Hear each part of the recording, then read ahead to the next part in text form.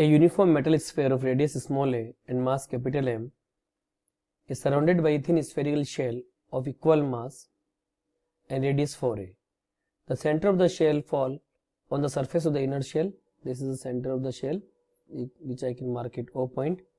Find the gravitational field G at the point P1 and at point P2.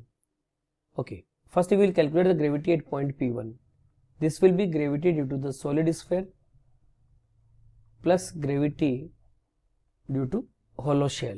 You can say due to hollow shell और spherical shell. अब देखो, ये जो point है P1 इस shell के अंदर है. न्यूटन की शेल थ्योरम क्या कहती है? Inside the hollow spherical shell gravity is zero. तो इसका तो आंसर कितना आएगा? Zero. It will not contribute for the gravity at point P1. अब P1 पे जो ग्रेविटी कंट्रीब्यूट होगी किसकी वजह से होगी? मेटल स्फीयर जिसकी रेडियस स्मॉल है उसकी वजह से होगी. But this point exist outside this metal sphere. मान लो ये डिस्टेंस है यहाँ से यहाँ तक की x डिस्टेंस है, ये वाली. It means at this point gravity can be written as gm upon x square. What is the value of the x?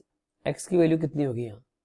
देखो यहाँ से यहाँ तक की डिस्टेंस है 3a और ये डिस्टेंस आपको दे रखी a, तो यहाँ से यहाँ तक की डिस्टेंस कितनी हो जाएगी? 3a.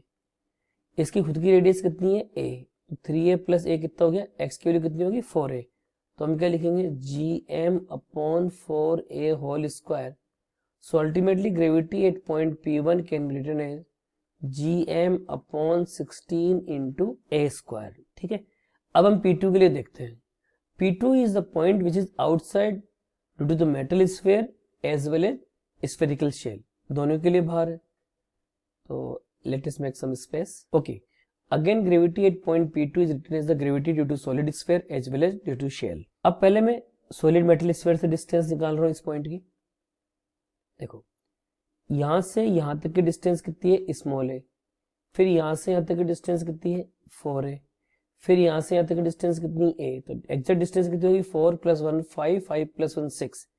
तो इसके लिए मैं क्या लिखूंगा? Gravity g into mass of the metal sphere upon x square. क्या लिखूंगा? 6a into whole square, that is 6a square plus hollow shell. अब इस शेल की वजह से देखो, इस शेल की वजह से यहां से यहां तक की डिस्टेंस जो कितनी आ गई? 4 है और एक a और आगे कितना हो गया? 5 है. तो मैं क्या लिखूंगा? gm upon 5a whole square. We will open the bracket. It is gm upon a square common ले लूं.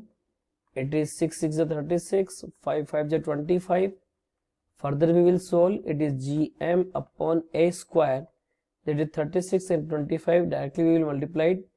25 3 is 75 or 25 6 is 150. So it is 900. Then it is 25 plus 36. Further we will solve. It is 6 5 11 3 2 5 6. So you will say 61 upon 900.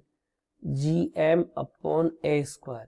So right answer to the problem will be gm upon 16 a square and second is a 61 gm upon 900 a square.